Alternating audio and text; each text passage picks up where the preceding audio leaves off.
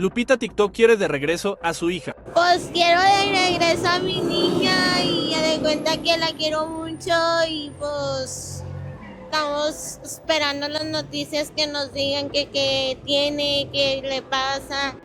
Hola, mis cielos.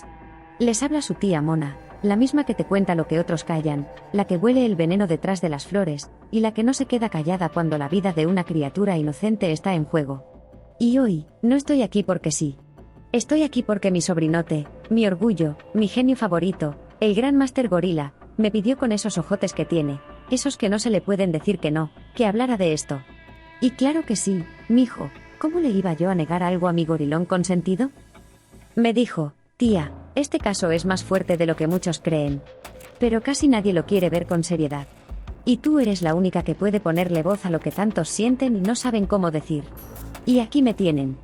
Porque si el gran máster te lo pide, tú te sientas, respiras hondo y abres bien los ojos.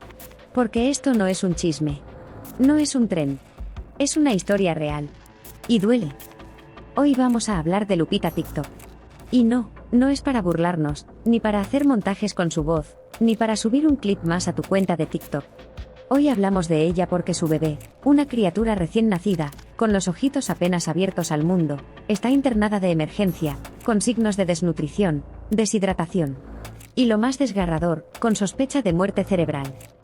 Y mientras esa niña lucha con lo poco que tiene por seguir viva, los adultos a su alrededor sonríen ante la cámara. Suben promociones. Hacen lives. Publicitan casinos. Sí, papacitos. Casinos. Lupita, una joven de 21 años con evidentes limitaciones emocionales, sociales y mentales, sostiene a su hija como si fuera un juguete nuevo. Y su pareja, un hombre de 46 años con antecedentes perturbadores, porque no hay otra forma de decirlo, actúa como si nada grave estuviera ocurriendo. Ahorita voy a subir para arriba, ¿a qué me dicen? Y pues ahorita voy a entrar yo con ella ahorita en una horita más, ya ahorita me marcan, entro para allá para arriba y pues a ver cómo está. Lupita, ¿pero qué le pasó? ¿Por qué mencionan en redes sociales que te la quieren quitar? Dinos si esto es verdad o es mentira. Es mentira, de hecho, es mentira de esto. De hecho, de esto es mentira porque por lo mismo que yo la quiero mucho, la respeto, es mi hija. La adoro, la cambio, la baño, la arreglo, yo también me arreglo. Y llevo varios días, por lo mismo que tengo mi cesárea, que la tengo, ahí me estoy curando, yo por lo mismo me estoy curando y tengo las grasitas y todo. Y pues quiero de regreso a mi hija y la quiero tener aquí más. Y yo sé que muchos ya están pensando, pero ella es la mamá, ¿por qué no cuidó bien a su hija? Y ahí está el detalle. Porque esta no es una historia cómoda. Es de esas que te hacen mirar al espejo y preguntarte, ¿cómo carajos llegamos hasta aquí? Esto no es entretenimiento. Esto no es un personaje viral. Esto es una tragedia que nació entre aplausos digitales, y terminó entre tubos y monitores en una sala de urgencias. Esta historia es diferente, porque nos incomoda. Porque no se puede justificar con un pobrecita ni con un ella se lo buscó. Porque lo que vemos aquí no es solo un error, es el reflejo de una sociedad que dejó de proteger a los más vulnerables. Y encima, se burla de ellos. ¿Dónde estaba el DIF antes? ¿Dónde estaba el médico que la atendió? ¿Dónde estaba el supuesto manager que se llenó los bolsillos con su fama? Y lo más duro, ¿dónde estábamos nosotros? Hoy, papacitos, no vengo a contarles un drama. Vengo a clavarles una espina en la conciencia. Porque esta no es la historia de una mujer que falló. Es la historia de un sistema entero que nunca estuvo para ella, ni para su bebé. ¿Quién es Lupita TikTok? Crónica de una vulnerabilidad anunciada. Detrás de cada escándalo viral, hay una historia que casi nadie quiere ver. Una historia incómoda, que no genera risa ni likes, pero que explica mucho más de lo que aparenta. Esta es la historia de Guadalupe Guzmán, conocida en redes como Lupita TikTok, una joven de Monterrey que fue convertida en tendencia nacional. No por su talento, ni por su mensaje, sino por ser vista como un personaje curioso, gracioso, digno de broma. ¿Cuántos huesos tiene el cuerpo humano? 7. ¿Qué te pasa, Lupita? Tranquila. Dale todo. A ver, dime los 7 huesos. Apoya las manos de aquí. Los 7 pecados Dime capitales. los 7 huesos del ser humano, los 7 huesos. Lupita, tienes que apoyar ahí. Los 7 huesos que tiene. El cuerpo humano, ¿Sí? el corazón, ¿Ok? el carnívoro. ¿Ok? Pero, ¿quién es realmente Lupita? Guadalupe nació en el año 2003. Desde pequeña, enfrentó 3 realidades demoledoras: una condición de enanismo, una situación de pobreza extrema y la total ausencia del Estado. No tuvo infancia. No tuvo respaldo. Desde muy joven estuvo en las calles, vendiendo productos, pidiendo ayuda junto a su madre, quien también vive con una discapacidad. Lupita no creció con juguetes. Creció buscando cómo sobrevivir. Y eso marca. Hablamos de una joven que, aún siendo menor, ya tenía que trabajar. Y no por gusto o superación, sino por pura necesidad. No tenía sistema de salud que la acompañara. No tenía redes de protección. No tenía escuela, ni contención psicológica. Y cuando eso ocurre, cuando un niño es empujado al mundo sin las herramientas mínimas para entenderlo o enfrentarlo, el desarrollo emocional y cognitivo queda fracturado.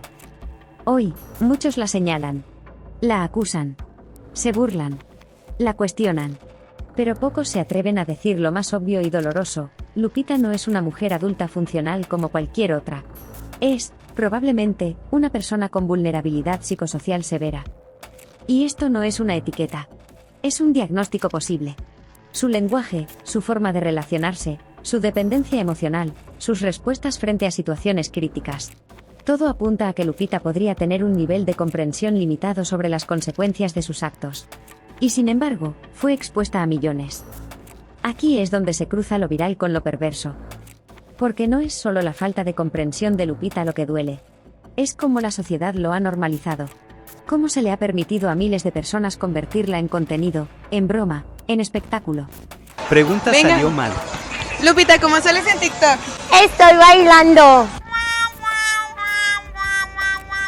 Lupita nunca tuvo el control de su narrativa.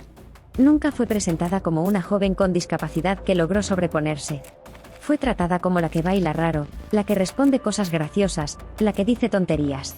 Su primera gran viralización llegó en un programa de entretenimiento donde no se le entrevistó, se le ridiculizó en vivo, con risas de fondo, burlas y comentarios con doble sentido.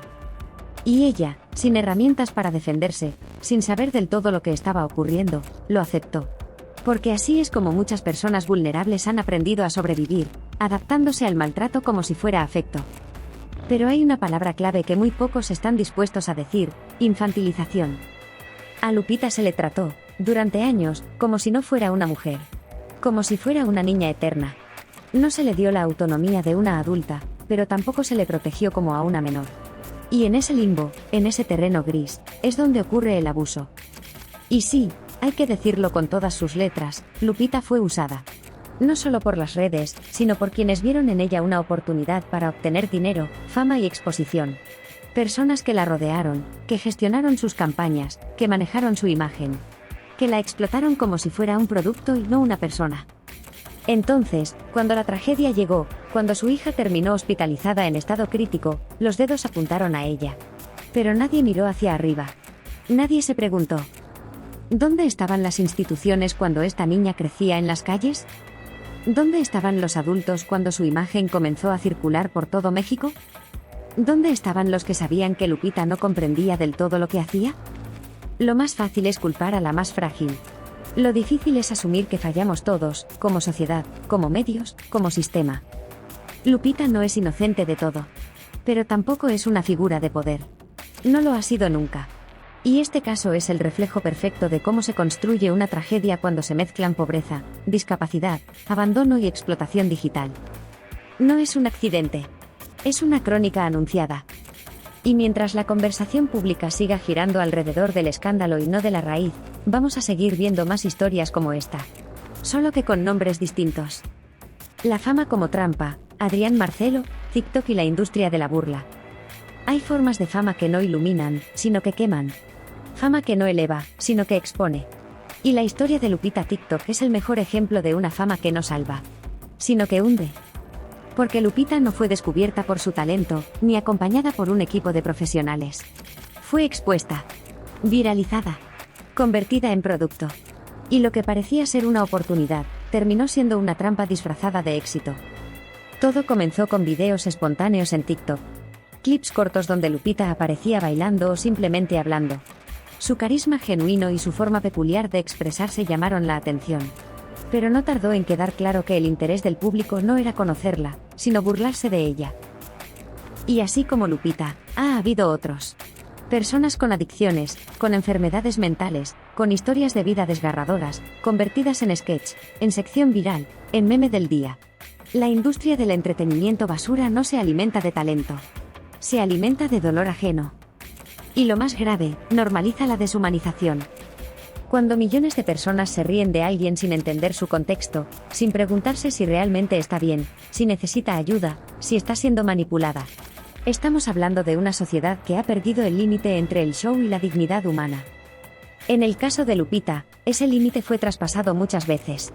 Desde los productores que la invitaron sin acompañamiento psicológico, hasta los conductores que la ridiculizaron, pasando por las marcas que vieron oportunidad de publicidad en su imagen. Todos ganaron algo. Menos ella. Y esta exposición excesiva no ocurrió en un vacío. Ocurrió en paralelo a un deterioro emocional evidente. Lupita pasó de ser una joven trabajadora de un depósito a ser una figura nacional con millones de vistas, sin que nadie se preguntara si podía manejar ese nivel de visibilidad. Porque la fama sin estructura emocional no es fama. Es un arma. Y cuando esa fama se construye sobre una identidad manipulada, en un entorno tóxico, sin contención, sin límites, lo que tenemos es exactamente esto, un desenlace trágico. Una bebé hospitalizada. Una madre sin herramientas. Y un público que aún se pregunta si esto es un chiste. O una llamada de emergencia. Y mientras los medios sigan creyendo que todo lo que genera clics está justificado, seguirán apareciendo más Lupitas. No por coincidencia, sino por diseño. Y ahí la pregunta no es solo, ¿quién se ríe? Sino, ¿quién permitió que esto pasara? El hombre detrás de la tragedia, Ricardo Medellín y la sombra del poder. Detrás de cada historia que estremece, casi siempre hay una figura que se mantiene en segundo plano. Pero que lo cambia todo. En el caso de Lupita TikTok, ese personaje es Ricardo Medellín, también conocido en redes como Sonrix Medellín. A simple vista, puede parecer un hombre cualquiera. Un conductor de transporte público, 46 años, arrepentido de sus errores y enamorado de su pareja. Pero cuando se comienza a escarbar en su historia, lo que encontramos es profundamente perturbador. Ricardo conoció a Lupita en el transporte público. Ella tenía poco más de 20 años. Él, casi 50. Se tomaron fotos, comenzaron a salir y en poco tiempo se convirtieron en pareja pública. Hasta ahí, muchos dirán, bueno, si se aman, ¿cuál es el problema? Pero el problema no es la edad. El problema es el historial. En una entrevista, Ricardo confesó abiertamente que años atrás se casó con una niña de 14 años cuando él tenía 39. Lo dijo con naturalidad. Sin remordimiento. Como si no comprendiera la gravedad de sus palabras. Y aquí, hay que ser claros, eso no es amor. Eso es abuso. Eso es un delito. Eso es pedofilia disfrazada de romanticismo popular. El hecho de que haya pasado desapercibido en su momento no lo hace menos grave. De hecho, que un hombre diga esto frente a cámaras y nadie lo cuestione, lo denuncie o lo investigue, es el síntoma de un sistema podrido. Porque cuando una sociedad permite que un adulto se jacte de haber tenido una relación con una menor y no pasa nada, es porque normaliza la violencia en los márgenes. Ricardo ha construido una narrativa en la que él se presenta como el hombre que rescató a Lupita. Dice que ella le cambió la vida, que ahora está limpio, que la apoya, que le da consejos. Pero cada una de sus frases revela un patrón: control, dependencia y manipulación emocional. Él le dice cómo vestirse. Él le dice cómo cobrar. Él decide cuándo trabaja, qué videos hace, y cómo se presenta al público. Ricardo no es solo su pareja. Es su representante, su filtro, su voz. Y eso, en alguien con una evidente condición cognitiva y sin red de apoyo, es una bomba de tiempo. Este no es un amor entre iguales. Es un vínculo desequilibrado. Es un juego donde una de las partes tiene poder, experiencia, inteligencia emocional. Y la otra, no. Y lo más alarmante es que Ricardo no está solo. En esta historia también aparece James, un supuesto manager que también ha lucrado con la imagen de Lupita. Entre ambos gestionaban campañas, cobraban por ella, la grababan, la exponían, la dirigían. como si Lupita no fuera una persona, sino una figura moldeable para el contenido. Y mientras ellos hablaban de ganancias, de seguidores, de cuánto habían cobrado por tal o cual promoción, Lupita vivía un embarazo sin supervisión médica, sin estabilidad, sin salud emocional. Y una bebé venía en camino.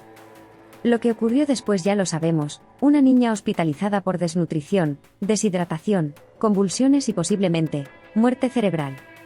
Y en medio de esa tragedia, Ricardo seguía grabando promociones para casinos. Seguía vendiendo la imagen de su familia como si nada pasara.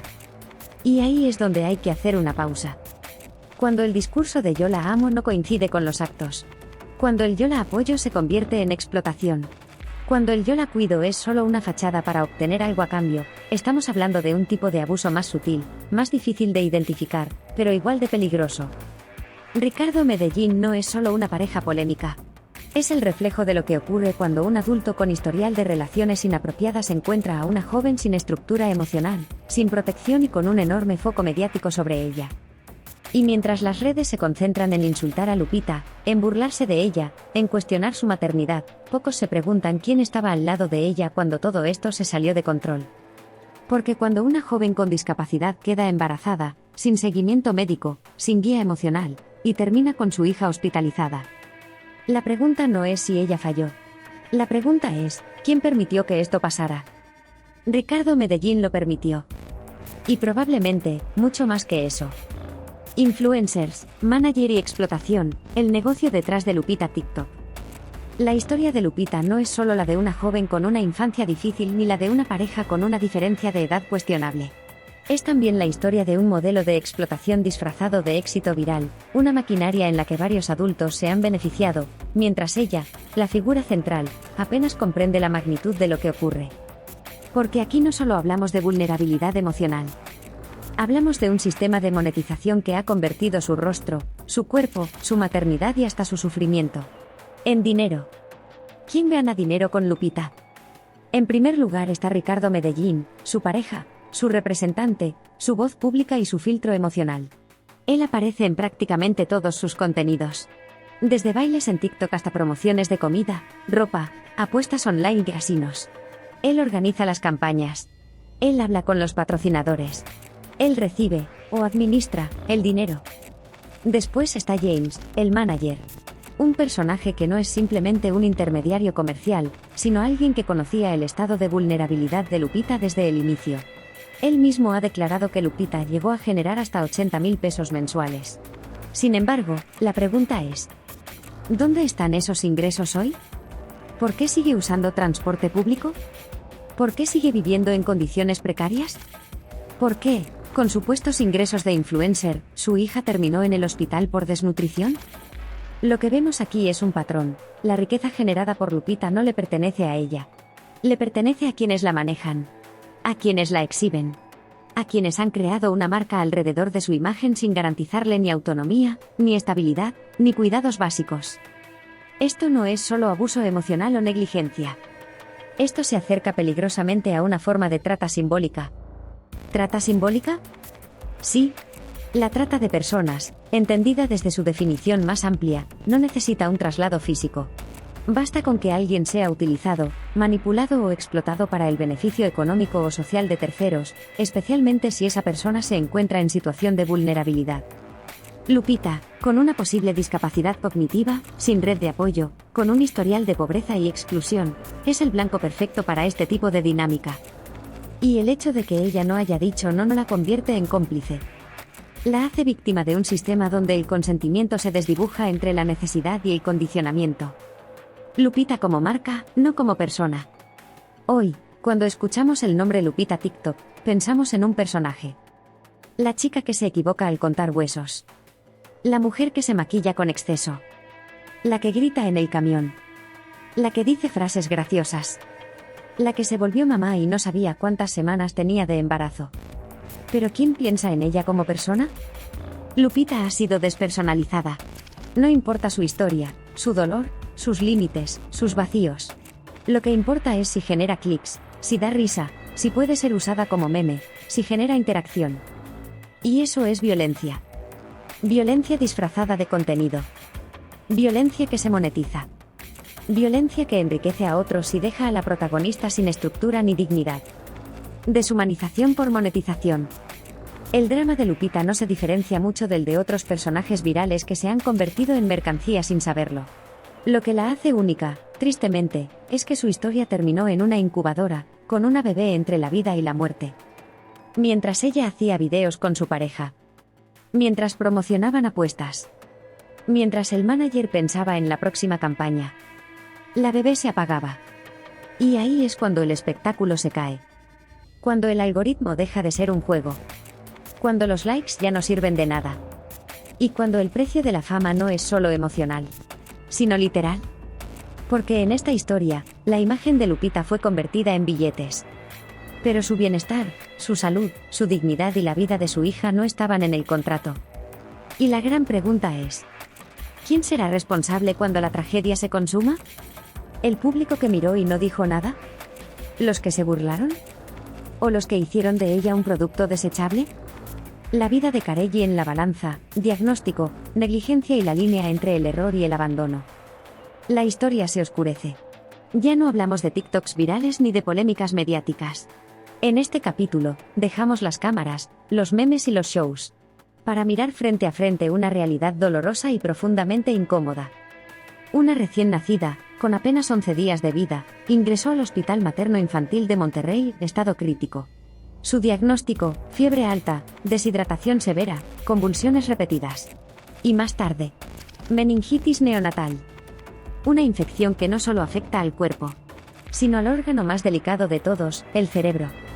¿Qué es la meningitis neonatal? La meningitis es una inflamación de las meninges, las membranas que rodean el cerebro y la médula espinal. En bebés recién nacidos, esta inflamación puede ser devastadora. Sus defensas son frágiles. Cualquier bacteria puede invadir su sistema, viajar por la sangre y alojarse donde más daño puede hacer, el sistema nervioso central. Los síntomas son claros para un profesional: fiebre, convulsiones, rechazo al alimento, somnolencia excesiva, coloración amarilla por bilirubinas elevadas, rigidez en el cuello, inmovilidad. Pero si nadie los detecta, el daño avanza sin freno. En el caso de Carelli, los médicos confirmaron también una infección urinaria, alteraciones neurológicas y problemas de desarrollo en los riñones. Y lo más alarmante, un posible cuadro de muerte cerebral. ¿Cómo se llega a esta condición? Aquí entra una pregunta que divide opiniones pero que no puede evitarse. ¿Hubo negligencia por parte del hospital o fue una consecuencia directa del ambiente en el que la bebé fue cuidada? Según los informes médicos y el análisis del Dr. Samarrón, especialista que abordó el caso de forma clara y técnica, la infección no fue adquirida dentro del hospital. La bebé fue dada de alta con signos vitales normales, peso aceptable, estatura promedio y sin señales de infección. La meningitis se desarrolló después. Y eso marca una diferencia crítica: la infección se habría adquirido en el hogar. ¿Qué significa eso? Significa que estamos ante un posible caso de negligencia doméstica. No se habla solo de un descuido momentáneo, sino de la acumulación de señales ignoradas. Malos hábitos higiénicos. Falta de seguimiento pediátrico. Ausencia de acompañamiento médico postparto. Imposibilidad de identificar las banderas rojas a tiempo. Porque una fiebre no aparece de golpe. Una convulsión no llega sin aviso. El rechazo al alimento es una señal temprana, que fue ignorada. Y mientras eso ocurría, en redes sociales veíamos a los padres promoviendo apuestas online, bailando en vivo, grabando videos con guiones forzados. Una realidad digital maquillada mientras una realidad biológica se deterioraba. ¿Qué implica el término muerte cerebral? La muerte cerebral, también llamada muerte encefálica, no es un estado reversible. Significa que, aunque el corazón de la bebé siga latiendo por asistencia mecánica, el cerebro ha dejado de funcionar. No hay reflejos, no hay reacciones. El electroencefalograma muestra una línea plana. Y eso, en términos legales y médicos, es considerado fallecimiento. Una vida apagada. Antes de cumplir 2 semanas. ¿Puede haber responsabilidades legales? Sí, muchas. Y de varios niveles. Responsabilidad civil y penal por omisión de cuidados. Si se demuestra que los padres no actuaron ante los síntomas, que hubo negligencia o exposición a sustancias, como lo investiga el DIF Capullos, pueden enfrentarse a sanciones graves. La omisión también es delito. Posible pérdida de patria potestad. El DIF ya investiga el entorno y podría retirar la custodia. Si se confirma que existió descuido o incapacidad, la niña, si sobrevive, no volverá a ese hogar. Investigación por responsabilidad institucional, aunque improbable.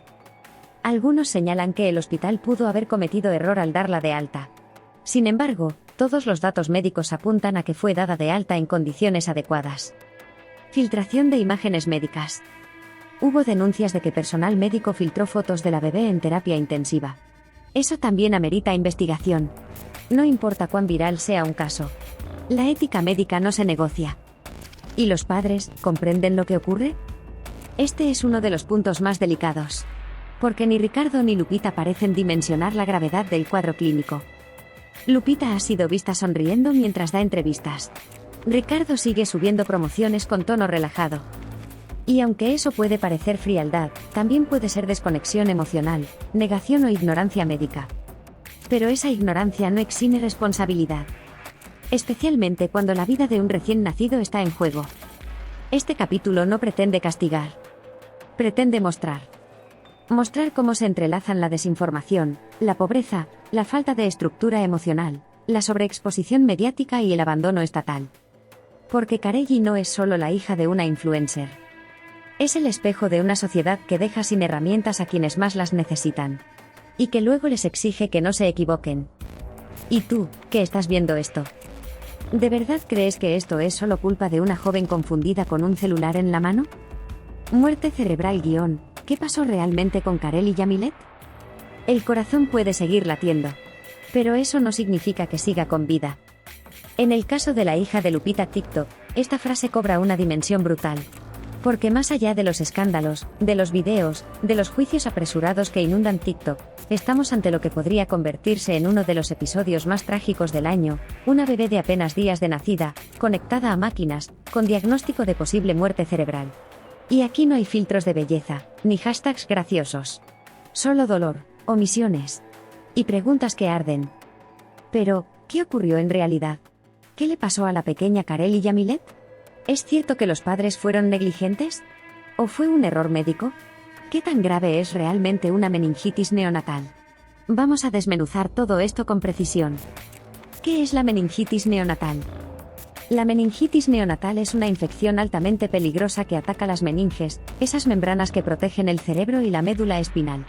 En bebés tan pequeños, esa inflamación puede avanzar en cuestión de horas y derivar en consecuencias irreversibles, convulsiones, daño neurológico, pérdida de funciones básicas. O incluso muerte cerebral. Según el médico que analizó el caso en un vídeo reciente, la bebé ingresó con fiebre, deshidratación y convulsiones. Ya tenía síntomas previos, pero nadie actuó a tiempo. El diagnóstico fue demoledor: meningitis.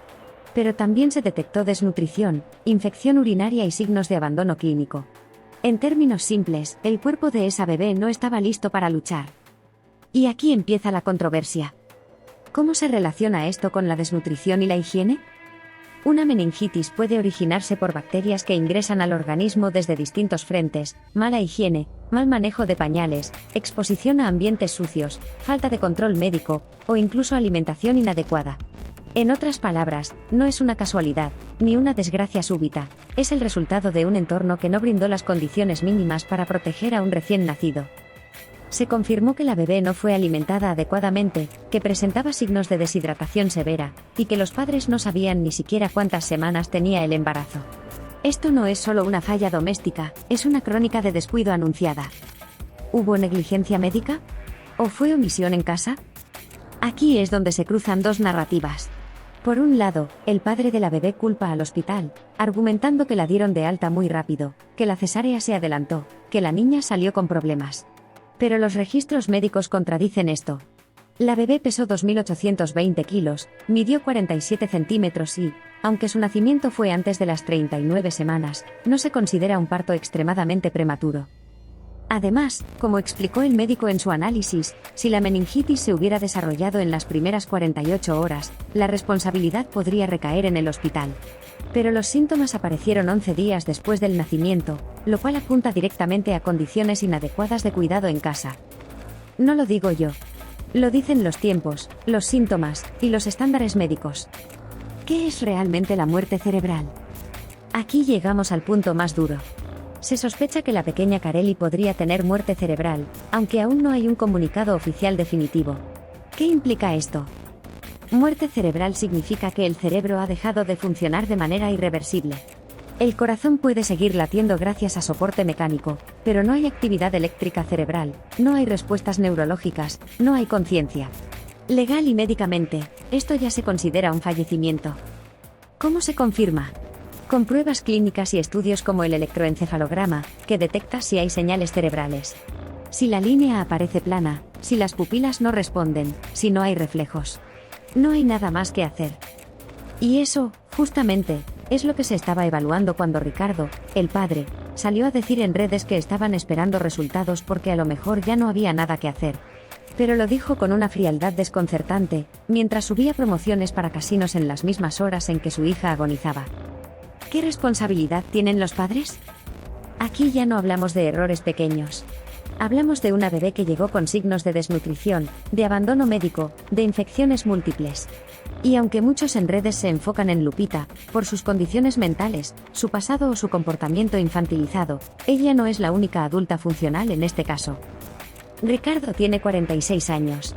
Ya había admitido que se casó con una niña de 14 cuando él tenía 39, y nadie lo denunció. También estaba a cargo del dinero de Lupita, de sus salidas, de su imagen.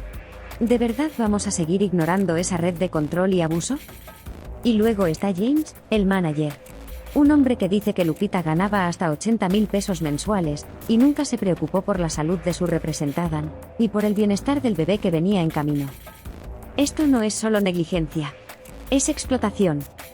Implicaciones éticas, legales y humanas.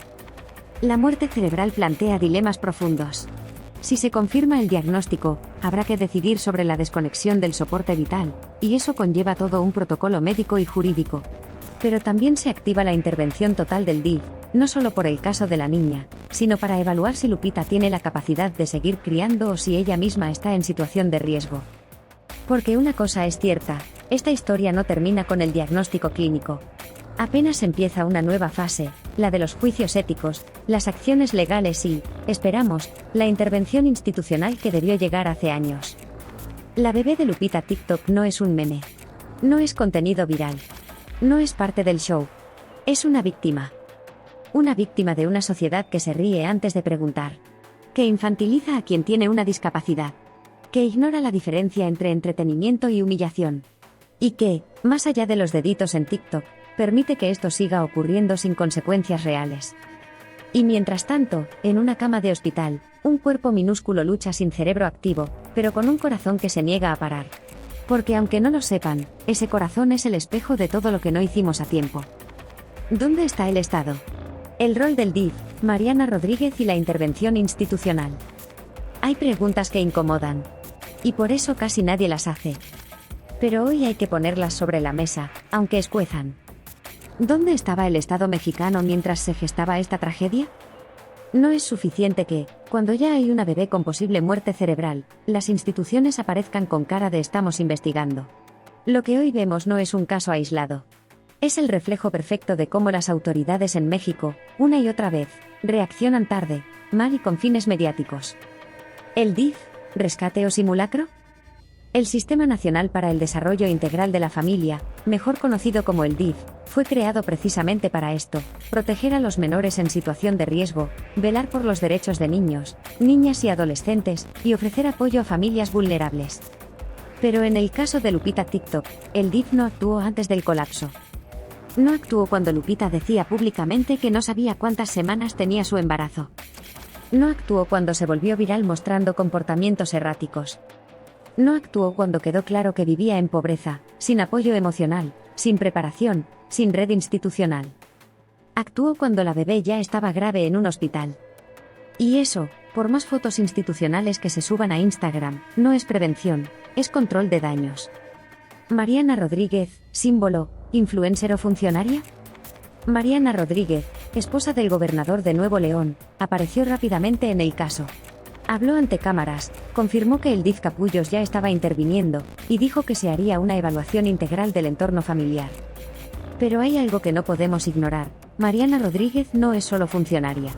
Es influencer. Es figura pública. Es contenido.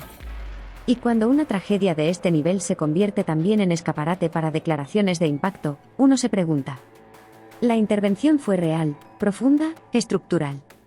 ¿O fue solo parte del branding político? Mariana ha estado al frente de Capullos desde que su esposo asumió el cargo, y ha hecho visibles muchos casos. Eso se le reconoce. Pero el problema es que la visibilidad no basta. Lo que necesitamos es una política pública sistemática, no rescates mediáticos cada vez que el caos explota. ¿Y los adultos vulnerables? ¿Quién los protege? Porque aquí no solo falló el sistema de protección infantil. También falló el sistema de salud mental. El sistema de inclusión. El sistema educativo. El sistema de justicia. Lupita creció en abandono, con discapacidad, sin acceso a educación integral, sin contención emocional, sin que ningún programa del Estado apareciera en su vida antes de que fuera famosa. Fue explotada, monetizada, ridiculizada. Y nadie intervino. Entonces, cuando el DIF llega a tomar decisiones sobre su maternidad, la pregunta es: ¿dónde estaban antes? ¿Por qué el Estado no protegió a Lupita antes de que ella misma se convirtiera en madre sin herramientas? ¿Y si la bebé muere? ¿Quién responderá? Porque esa es la pregunta que duele. Si la pequeña Kareli Yamilet muere por daño cerebral irreversible, ¿quién asume esa responsabilidad? ¿El hospital que la dio de alta?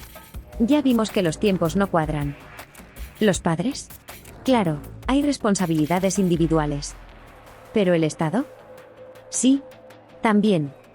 Porque cuando los adultos responsables no actúan y las instituciones tampoco, la responsabilidad no desaparece, se diluye, se entierra, se oculta. Pero está ahí. Porque la vida de esa bebé no colapsó por un virus cualquiera. Colapsó por un vacío institucional estructural. Por la falta de vigilancia, de seguimiento, de programas integrales que aborden la maternidad adolescente, la discapacidad, la salud mental y la explotación mediática. Por la ausencia del Estado en los márgenes donde no hay votos, pero sí vidas. Lo que le pasó a Kareli Yamilet no debió haber pasado nunca. Y no es solo culpa de Lupita, ni solo de Ricardo, ni solo de James. También es culpa de un sistema que solo actúa cuando la tragedia ya está en tendencia, cuando los titulares ya están impresos, cuando ya hay cámaras esperando. Y mientras tanto, las próximas Lupitas siguen creciendo en las calles, sin diagnóstico, sin apoyo, sin nadie que levante la mano. ¿Y si esta historia no fuera única? ¿Y si solo fuera la primera que se volvió viral? El silencio de la justicia – ¿quién responde por el historial de Ricardo? 10 minutos. En medio de la indignación por el estado de salud de la bebé, mientras todos los focos están puestos en Lupita, hay un silencio que pesa como plomo. Un silencio que no es casual. Es el tipo de silencio que protege al agresor mientras expone a la víctima. Ese silencio tiene nombre. Se llama Ricardo Medellín. Ricardo, ¿pareja o depredador con disfraz de protector? Ricardo no es solo el esposo de Lupita. Es un hombre de 46 años, con antecedentes gravísimos que no han recibido ni un mínimo de atención institucional o judicial. Él mismo ha declarado públicamente que se casó con una niña de 14 años cuando tenía 39. Y nadie, absolutamente nadie, levantó la voz. En cualquier sociedad donde el abuso infantil se tome en serio, esa confesión sería motivo de investigación penal inmediata. Pero en México, pasó como anécdota en una entrevista. Y se le siguió invitando a grabar contenido. Esto no es una exageración. Es impunidad normalizada. Es permisividad institucional hacia relaciones marcadas por asimetría de poder, grooming, manipulación emocional, abuso sistemático. ¿Dónde están los protocolos de protección? El caso de Lupita, con una discapacidad evidente y con probables afectaciones cognitivas, debió haber sido abordado bajo el marco de protección a personas en situación de capacidad disminuida. En este tipo de contextos, el consentimiento es un terreno altamente cuestionable. Un adulto funcional que inicia una relación, un embarazo, una vida económica con una joven vulnerable, sin independencia emocional ni madurez crítica, no está formando una pareja, está ejerciendo control. Y eso tiene nombre: abuso de poder con fines afectivos, sexuales y económicos. La justicia mexicana tiene protocolos para intervenir cuando un menor es víctima de un adulto. Pero, ¿y cuando es una persona adulta con discapacidad? ¿Y cuando el abusador es parte de una relación formal? ¿Dónde está la línea? ¿Por qué no hay denuncias abiertas? ¿Dónde están las autoridades investigando si Ricardo ha tenido otras relaciones con menores? ¿Dónde está la fiscalía revisando su historial, su entorno, sus declaraciones? ¿Dónde están los jueces que deberían revisar si hay bases para una denuncia por trata simbólica, explotación sexual o afectiva, o incluso corrupción de menores en el pasado? Ricardo no es un personaje secundario en esta historia. Es el eje silencioso que ha sostenido un modelo de control emocional y económico sobre una figura vulnerable. Es el hombre que permitió, facilitó o incluso impulsó que Lupita estuviera embarazada sin atención médica. Es quien siguió subiendo contenido mientras la bebé agonizaba. Y aún así, nadie lo cuestiona. La comodidad de culpar a Lupita. Y es que siempre es más fácil culpar a la que es diferente, la que no sabe hablar frente a cámara con fluidez, la que no encaja en lo que esperamos de una madre. Pero el verdadero peligro está en quien sí sabe manipular discursos. En quien usa la compasión social como escudo para evitar el castigo. En quien finge ser pareja cuando en realidad es gestor, controlador, promotor y beneficiario. Este no es solo un caso de negligencia familiar. Es un ejemplo brutal de cómo los hombres con historial de abuso pueden esconderse detrás de la normalidad, mientras la sociedad entretiene su odio en la figura más frágil. Ricardo debería estar rindiendo cuentas ante la justicia. Pero hoy, está libre. Hablando con reporteros. Grabando contenido. Y probablemente, ganando dinero con ello. ¿Hasta cuándo? La bebé como símbolo nacional del fracaso colectivo. Hay casos que se vuelven virales, y hay casos que se transforman en un espejo. Este no es solo un escándalo pasajero en redes. La historia de la bebé de Lupita TikTok es una sentencia contra todos nosotros. Porque cuando una niña recién nacida, con nombre, con ojos, con cuerpo, llega al hospital con desnutrición, convulsiones y síntomas de muerte cerebral, no basta con culpar a su madre. Esa bebé no es solo hija de Lupita. Es hija de una sociedad que la dejó sola desde antes de nacer. Un ser humano olvidado antes de respirar. Kareli Yamilet no tuvo una cuna llena de seguridad.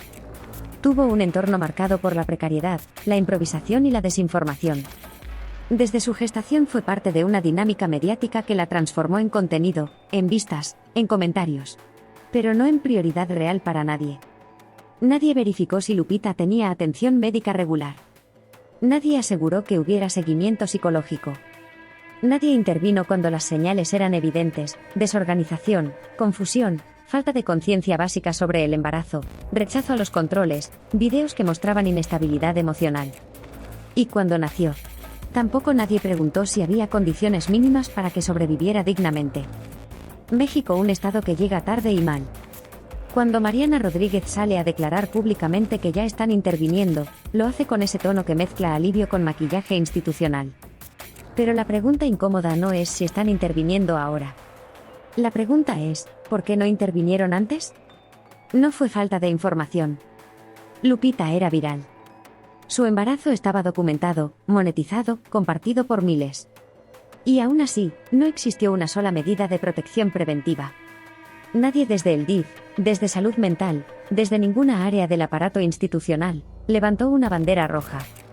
Hasta que fue tarde. La bebé usada como contenido. Incluso en su agonía. ¿Y saben qué es lo más doloroso? Que incluso cuando ya estaba hospitalizada, con diagnóstico grave, su nombre siguió circulando en TikTok como tendencia. Su madre subía videos. Su padre promocionaba casinos. Su situación se convirtió en hashtags, memes, análisis sin profundidad, y lo más indignante, en una excusa para linchar moralmente a Lupita, mientras se ignoraban a los verdaderos responsables. ¿Dónde estaban los influencers que lucraron con su amistad con Lupita? ¿Dónde estaba la familia extendida? ¿Dónde estaban los medios que la usaron como comedia? La respuesta es sencilla: viendo, monetizando y callando. ¿Y si muere? Si se confirma la muerte cerebral, si se emite un certificado de fallecimiento legal, si esa bebé se convierte en una estadística más. ¿Quién va a responder? ¿TikTok? ¿Los que la grabaron sin supervisión médica? ¿Los que validaron la relación con un hombre con antecedentes de abuso? ¿O simplemente pasaremos al siguiente caso viral, olvidando que una vida real se perdió por negligencia compartida? El símbolo final. Kareli no es solo una bebé. Es el símbolo de una sociedad que entretiene su miseria, en lugar de repararla. De un sistema que solo protege cuando el daño ya es irreversible. De un país donde la justicia llega tarde, y el morbo siempre llega primero. Si algo nos deja este caso es una advertencia brutal.